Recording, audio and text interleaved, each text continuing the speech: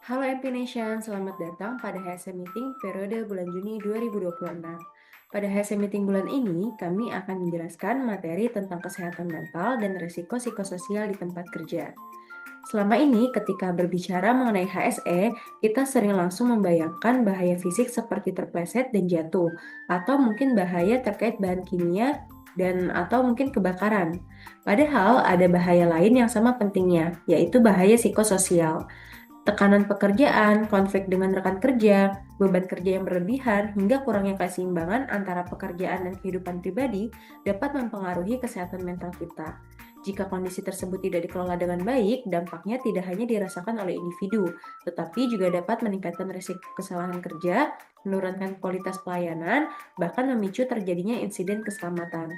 Oleh karena itu, pada sesi kali ini kita akan memahami bagaimana mengenali bahaya psikososial dan bagaimana kita dapat mengelolanya bersama.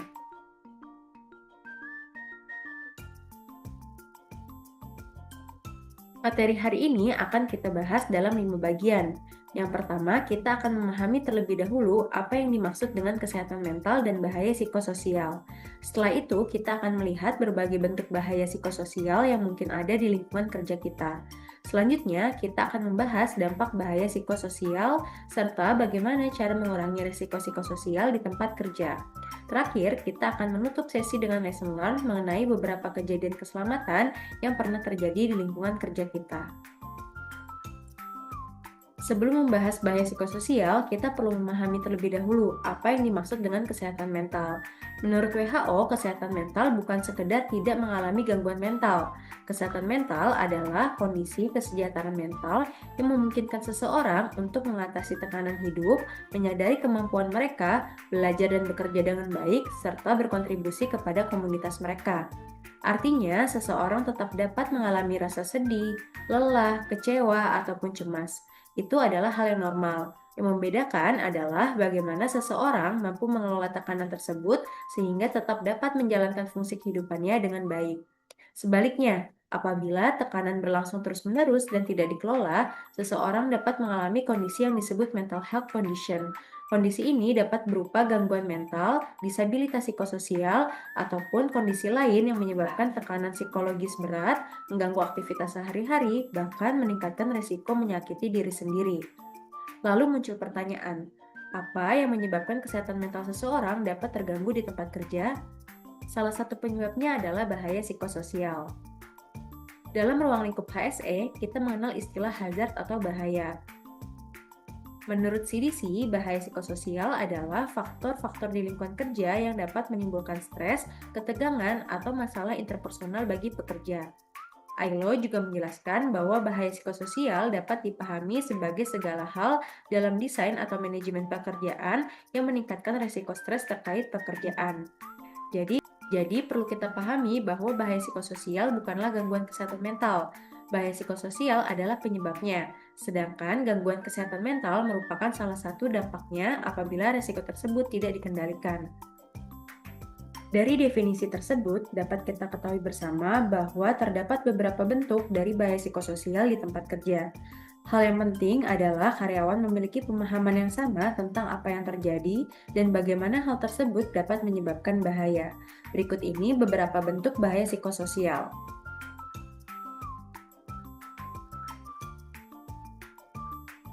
Yang pertama adalah desain pekerjaan atau job design.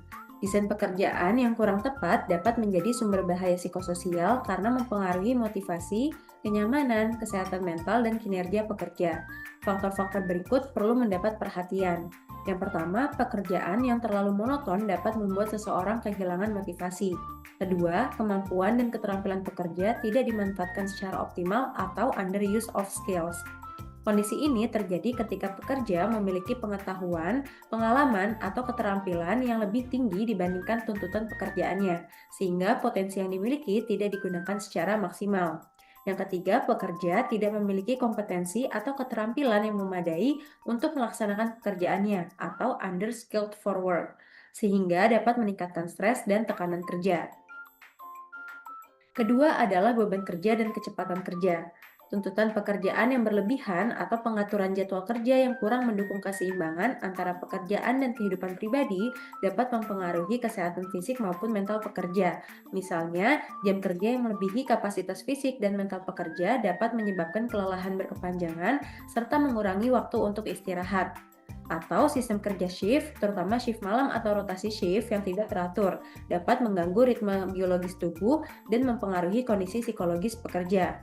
Atau bisa juga jam kerja yang kaku dan tidak mempertimbangkan kebutuhan operasional maupun kondisi pekerja yang dapat menimbulkan tekanan psikologis, terutama ketika pekerja mengalami kesulitan menyeimbangkan tanggung jawab pekerjaan dan kehidupan pribadi. Yang ketiga, kendali terhadap pekerjaan. Resiko dapat timbul apabila pekerja hanya menjalankan instruksi tanpa memiliki ruang untuk menentukan metode kerja, urutan pelaksanaan, atau cara menyelesaikan tugas yang paling efektif. Pekerja tidak dapat mengatur prioritas tugas, waktu penyelesaian, atau pembagian pekerjaan sesuai kapasitasnya. Atau mungkin keputusan mengenai proses kerja, jadwal, atau perubahan tugas dibuat tanpa melibatkan pekerja yang menjalankannya.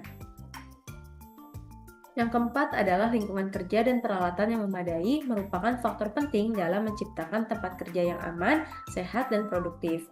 Penggunaan alat yang rusak, tidak sesuai fungsi, sulit dioperasikan, atau tidak tersedia dalam jumlah yang cukup dapat membuat pekerja merasa khawatir terhadap keselamatan dirinya maupun rekan kerja. Keterbatasan bahan, perlengkapan, tenaga kerja, informasi, atau dukungan operasional dapat menghambat penyelesaian tugas, serta lingkungan yang terlalu bising, panas atau dingin berlebihan, memiliki pencahayaan yang kurang, ventilasi yang tidak memadai, tata letak yang sempit, atau kebersihan yang kurang terjaga dapat mengganggu kenyamanan dan konsentrasi dari pekerja itu sendiri. Yang kelima, budaya organisasi. Budaya organisasi yang kurang sehat dapat menjadi sumber bahaya psikososial yang mempengaruhi kesehatan mental, motivasi, dan kinerja individu maupun tim. Beberapa tandanya adalah tujuan organisasi yang tidak jelas sehingga pekerja tidak memahami arah, prioritas, atau harapan perusahaan terhadap pekerjaan yang dilakukan. Yang kedua, komunikasi yang buruk. Misalnya informasi yang tidak tersampaikan dengan baik, instruksi yang tidak konsisten, atau kurangnya umpan balik dari atasan dapat menyebabkan kesalahpahaman dan menurunkan efektivitas kerja. Yang ketiga, lingkungan kerja yang tidak menindak perilaku tidak pantas, seperti perlakuan berbeda berdasarkan latar belakang tertentu, perundungan, ancaman, penghinaan, atau pelecehan verbal maupun nonverbal dapat menimbulkan dampak psikologis yang serius. Yang keenam, hubungan interpersonal di tempat kerja. Hubungan yang buruk dapat menjadi sumber bahaya psikososial yang berdampak pada kesehatan mental, kesejahteraan, dan kinerja pekerja. Faktor psikososial dapat berasal dari pekerja yang jarang berinteraksi dengan rekan kerja, bekerja sendiri dalam waktu lama, atau merasa dikucilkan dari kelompok, sehingga dapat mengalami rasa kesepian, berkurangnya dukungan sosial, dan menurunnya rasa memiliki terhadap tim. Ketika pekerja menghadapi kesulitan tetapi tidak memperoleh bantuan, arahan, atau apresiasi yang memadai, mereka dapat merasa terbebani dan tidak dihargai.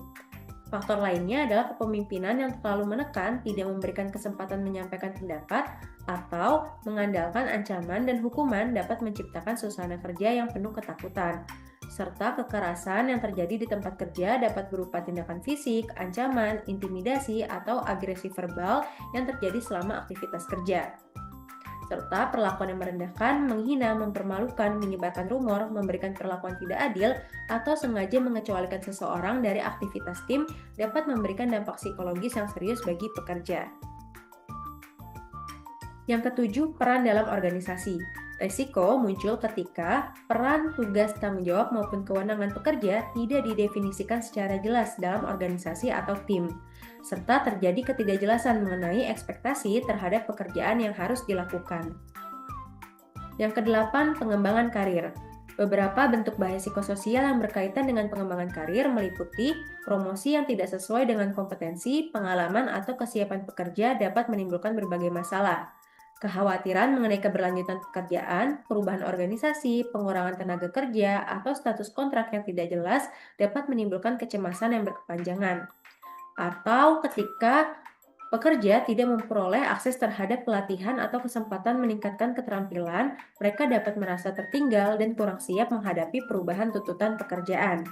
serta sistem yang memberikan sanksi kepada pekerja yang mengambil cuti sakit secara sah atau menerapkan penilaian kinerja yang tidak objektif dapat menciptakan rasa tidak aman dan ketidakpercayaan terhadap organisasi atau perusahaan. Dan yang kesembilan adalah hubungan antara pekerjaan dan kehidupan pribadi. Resiko dapat terjadi apabila tuntutan pekerjaan bertentangan dengan tanggung jawab atau kehidupan pribadi di rumah. Konflik ini dapat terjadi ketika jam kerja yang panjang, lembur, jadwal yang tidak fleksibel, atau beban kerja yang tinggi menyulitkan pekerja untuk memenuhi tanggung jawab pribadi dan keluarga, serta penugasan di lokasi terpencil, perjalanan dinas berkepanjangan, atau pola kerja bergilir yang mengharuskan pekerja meninggalkan keluarga dalam waktu lama dapat menimbulkan rasa kesepian, berkurangnya dukungan sosial, dan tekanan emosional. Perlu kita sadari bersama bahwa apabila bahaya psikososial yang sudah dijelaskan sebelumnya terjadi pada diri kita di lingkungan kerja dan tidak dilakukan pengendalian segera, maka dapat memberikan dampak buruk bagi diri kita sebagai karyawan maupun bagi perusahaan itu sendiri. Bahaya psikososial memberikan pengaruh yang buruk bagi kondisi psikologis, fisik, dan perilaku pada karyawan.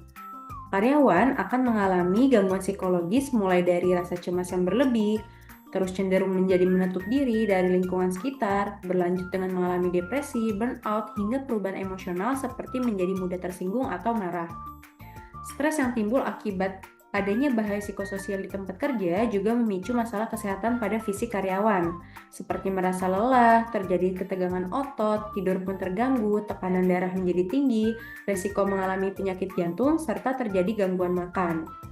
Apabila kondisi psikologis dan fisik terganggu, maka karyawan akan menunjukkan perubahan perilaku, seperti menjadi tidak semangat dalam bekerja, sulit untuk berkonsentrasi sehingga menyebabkan kualitas pekerjaan menurun akibat kesalahan dalam melakukan pekerjaan, dan tingkat kehadiran juga dapat menurun akibat kondisi fisik yang melemah dan kondisi psikologis yang tidak stabil.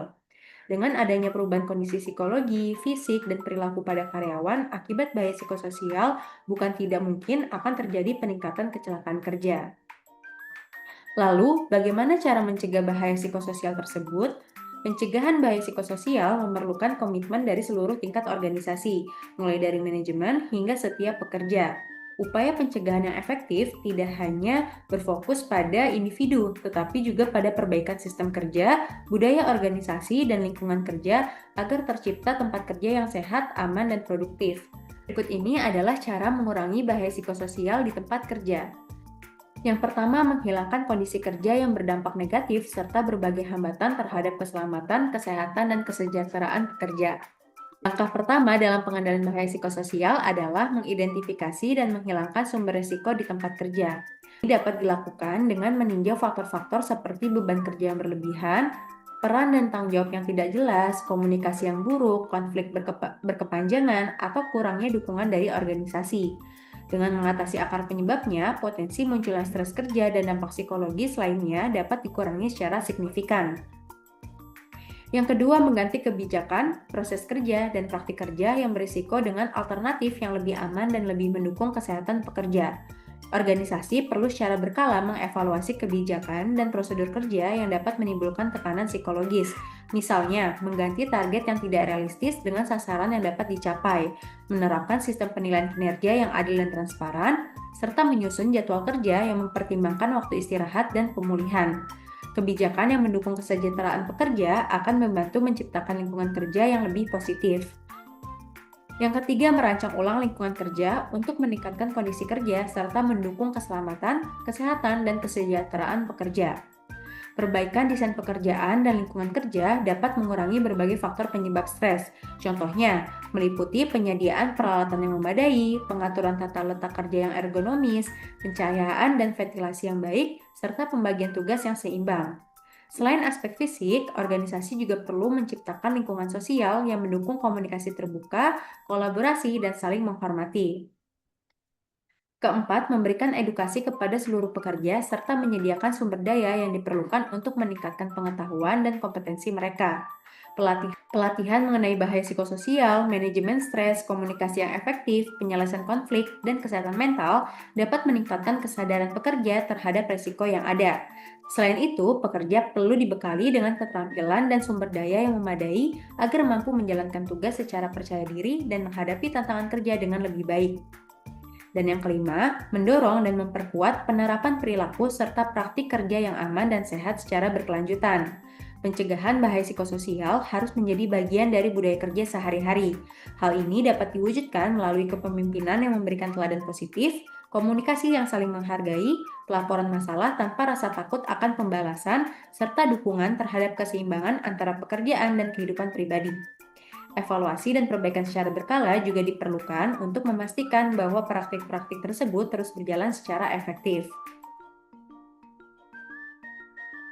Kemudian, sebagai karyawan, kita juga bisa melakukan beberapa upaya untuk mencegah terjadinya bahaya psikososial di tempat kerja. Antara lain, yang pertama, lakukan komunikasi terbuka. Berkomunikasi secara jujur dan terbuka dengan rekan kerja, atasan, dan bawahan dapat membantu mengatasi masalah yang mungkin timbul seperti konflik atau ketidakjelasan tugas. Kedua, mencari dukungan dari keluarga, teman, atau rekan kerja sehingga membantu karyawan merasa lebih nyaman dan didukung saat menghadapi tekanan di tempat kerja. Yang ketiga, menjaga keseimbangan antara pekerjaan dan kehidupan pribadi seperti berolahraga, bersantai, atau menghabiskan waktu dengan keluarga. Hal ini dapat mengurangi stres dan meningkatkan kesejahteraan mental. Yang keempat, mengenali tanda-tanda stres dan mencari cara untuk mengatasinya, seperti dengan melakukan teknik relaksasi atau berolahraga, dan hal ini setidaknya dapat membantu mencegah stres menjadi lebih parah. Selain itu, berpartisipasi dalam kegiatan promosi kesehatan mental yang diselenggarakan oleh perusahaan, seperti workshop atau konsultasi, dapat memberikan pengetahuan dan keterampilan baru dalam mengelola stres dan meningkatkan kesejahteraan mental.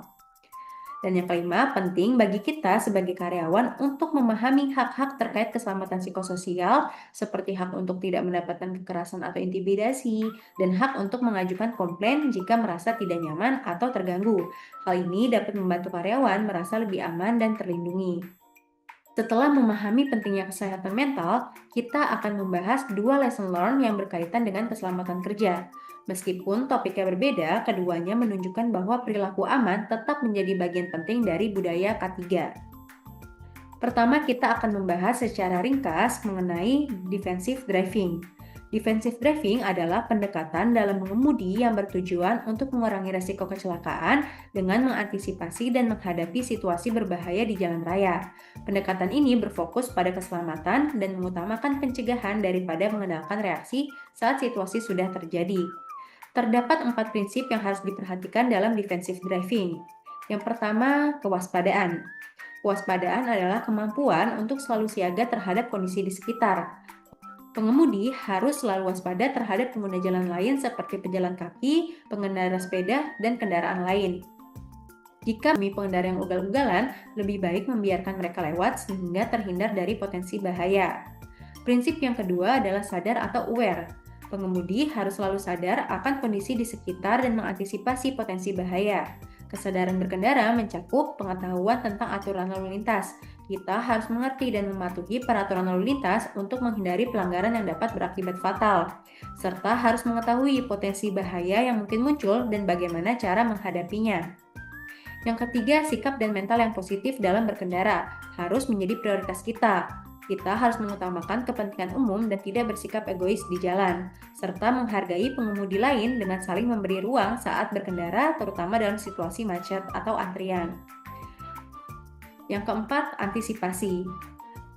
Antisipasi berkendara melibatkan kemampuan untuk membaca situasi di jalan dan merespons dengan cepat untuk menghindari kecelakaan. Memiliki kemampuan untuk mengantisipasi kemungkinan kecelakaan atau pelanggaran lainnya dapat membantu mengurangi resiko kecelakaan yang lebih fatal. Oleh karena itu, kita sebagai pengendara harus mempraktikkan hal-hal berikut ini. Yang pertama, menjaga jarak aman antar kendaraan. Jarak aman akan memberikan waktu bagi pengendara untuk mengenali bahaya, mengambil keputusan, melakukan pengereman secara bertahap, dan menghindari tabrakan beruntun. Semakin tinggi kecepatan kendaraan, semakin panjang jarak yang dibutuhkan untuk berhenti. Yang kedua, lakukan teknik pengereman yang aman. Pengereman yang benar bertujuan mengurangi kecepatan secara stabil tanpa menyebabkan kendaraan kehilangan kendali. Lakukan rem secara bertahap atau progressive braking, yaitu lepaskan gas, mulai mengerem secara halus, tingkatkan tekanan rem secara bertahap, dan berhenti dengan stabil. Lalu yang ketiga, antisipasi pejalan kaki atau objek yang muncul secara tiba-tiba. Cara mengantisipasinya, selalu arahkan pandangan jauh ke depan. Jangan hanya fokus pada kendaraan tepat di depan, dan idealnya lihat kondisi jalan beberapa detik ke depan. Kurangi kecepatan pada area berisiko, misalnya persimpangan, sekolah, pasar, atau tikungan. Waspadai blind spot, di mana objek dapat muncul dari belakang kendaraan besar, tikungan, ataupun semak dan bangunan. Lalu siapkan juga jari pada tuas rem. Saat memasuki area berisiko, posisi jari yang siap pada tuas rem akan mempercepat waktu reaksi apabila diperlukan pengereman. Dan yang keempat, kita harus menjaga keseimbangan saat berkendara, terutama saat pengereman mendadak. Kita harus tetap tenang, posisi tubuh pandangan tetap ke depan, pegang kemudi dengan stabil, dan jangan kaku. Jaga tubuh tetap seimbang, serta lakukan pengereman secara progresif. Lesson learned berikutnya berasal dari kejadian sederhana namun cukup sering terjadi, yaitu penggunaan kursi kerja. Kursi yang rusak, digunakan tidak sesuai kapasitas, atau digunakan dengan cara yang tidak benar dapat menyebabkan cedera. Oleh karena itu, apabila menemukan furnitur yang rusak, segera laporkan.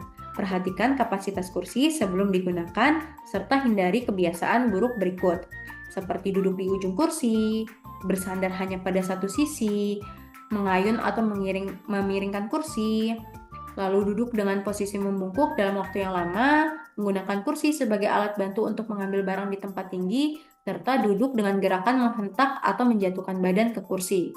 Kebiasaan buruk berikut dapat menyebabkan insiden di tempat kerja serta dapat merusak aset yang dimiliki oleh perusahaan. Selanjutnya, kita akan menyimak video tutorial bagaimana melakukan pengaturan kondisi kursi kerja yang aman. Mohon disimak ya MP Nation.